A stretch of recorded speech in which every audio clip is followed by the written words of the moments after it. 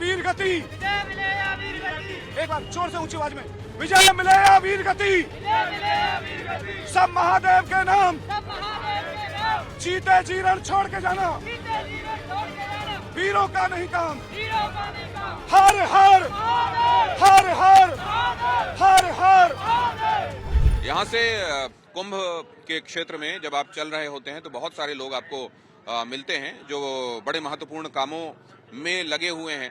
और हमारा ध्यान खींचा फौजी ललित कुमार ने। फौज में रहे हैं, सूबेदार रहे हैं, वक्त से पहले रिटायरमेंट लिया और अब उनके मुताबिक वो लोगों को जागरूक करने में लगे हुए हैं। मैंने कहा कि आपने ये मुझे दिया, इससे क्या होगा? उन्होंने कहा कि आप इससे जागरूक बनेंगे और इसी तरीके से यहाँ जो लोग मुझको मिलते हैं उनके बीच में ये बांटकर मैं उनको जागरूक करने का काम कर रहा हूँ। और इसमें जो लिखा हुआ है महाकुंभ शंखनाद सनातन का, योगी हटा तो देश में बम फटा। हमारे पूर्वज दुश्मनों को नहीं पहचान पाए, वो भी एक तरीके से नहीं पहचान रहे थे और हम भी नहीं पहचान रहे हैं। सर्वधर्म संभाव के नाम पर हमको ठगा गया और आस्तीन में हम पहले भी सांप पालते थे, आज भी पाल रहे हैं। लेकिन हमारा शत्रु हमारे मुकाबले अपने आप को मजबूत कर रहा है, जनसंख्या बढ़ा रहा है। फिर ये शपथ की भी आप बात करते हैं कि ये शपथ हम लें सनातन के लोग की धर्म रक्षा के लिए जरूर वक्त दें अपने जीवन में से, धर्म रक्षकों की आर्थिक मदद करें, शत्रु बोध जल्द कर लें और कंधे से कंधा मिलाकर खड़े हों। ललित जी, आप तो फौज में तैनात थे और फौज में भी देश की सेवा ही कर रहे थे, फिर आपको वहां से वक्त से पहले रिटायरमेंट लेकर ये करने की आवश्यकता क्या महसूस हुई?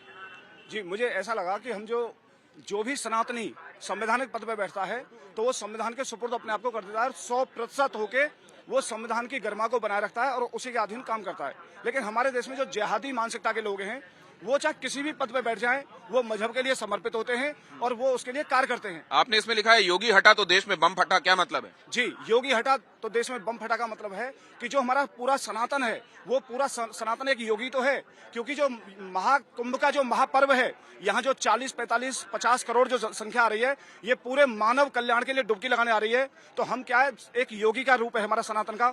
यदि देश से सनातन हटता है तो निश्चित देश में बम फटेगा और भारत किसी ऐसे शक्तियों के हाथों में पहुंच जाएगा जहां भारत का निशान मिट जाएगा। नहीं तो आप ये बताइए कि इस देश में दूसरे धर्मों के मानने वाले लोग भी रहते हैं और उनकी संख्या भी बहुत ज्यादा है। एक ही पर्टिकुलर अगर आप रिलीजन की बात कर लें तो 20 करोड़ से ज्यादा है। तो ऐसे में इस तरह की बात करना क्या ठीक रहेगा? हाँ, बिल्कुल ठीक रहेगा। इसलिए ठीक रहेगा कि शरीर में कैंसर हो जाए और उस कैंसर का समय से इलाज हो जाए तो निश्चित बॉडी बचेगी। बेशक हमारा एक छोटा सा पार्ट खराब हो सकता है। अगर हम ये सोचें कि कैंसर को ऐसे ही चलने दो, दवा गोली कर लो, इसका छोटा मोटा इलाज कर लो, तो पूरा शरीर खराब हो जाएगा। क्योंकि इनकी जो बढ़ती हुई जनसंख्या है वो आगाज है इस बात का कि भारत बहुत जल्द उन शक्तियों के हाथों में पहुंचेगा जहां भारत अपनी संस्कृति को खो देगा। क्योंकि अपने नजदीक जो बांग्लादेश, अफगानिस्तान, पाकिस्तान है, जब इन जिहादियों की वहां संख्या बढ़ी तो निश्चित जो हमारे सनातन की पहचान थी वहां से मिट गई।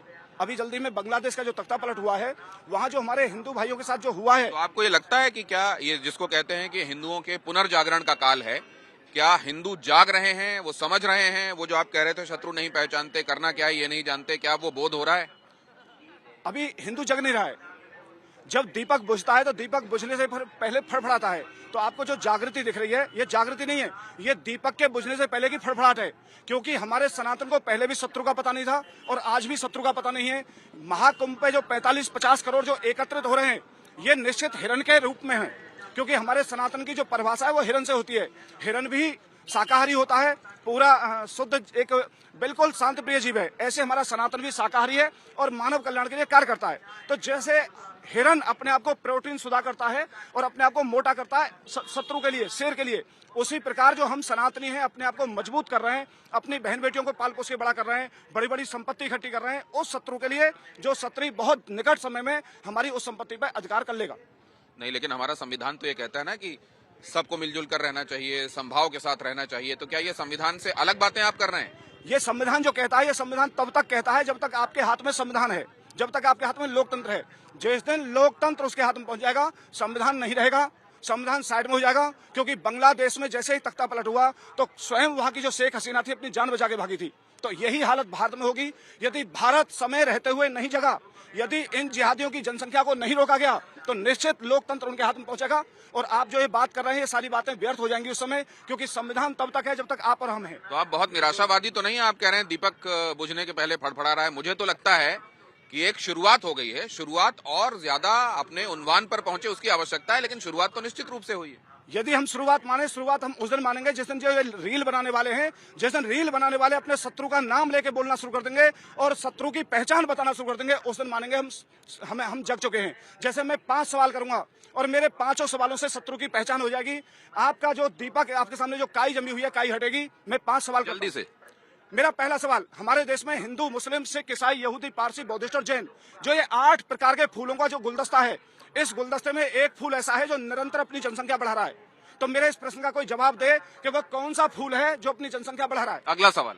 दूसरा सवाल, हमारे देश में कुछ लोग ऐसे रहते हैं जो भारत के हार जाने पर, पाकिस्तान के जीत जाने पर पाकिस्तान जिंदाबाद के नारे लगाते हैं, हमारे देश में रहते हैं, हमारा खा रहे हैं और हम ही को भगाने के सपने देख रहे हैं। तो जो इसका उत्तर निकलेगा वो भी पहला वाला ही निकलेगा। तीसरा, हमारे देश में कुछ लोग ऐसे रहते हैं जो भारत माता की जय नहीं बोलते, वंदे मातरम नहीं बोलते, जो हमारा राष्ट्रीय ध्वज तिरंगा है इसका सम्मान नहीं करते। तो जो इसका उत्तर निकलेगा ये भी वही निकलेगा जो पहले दो।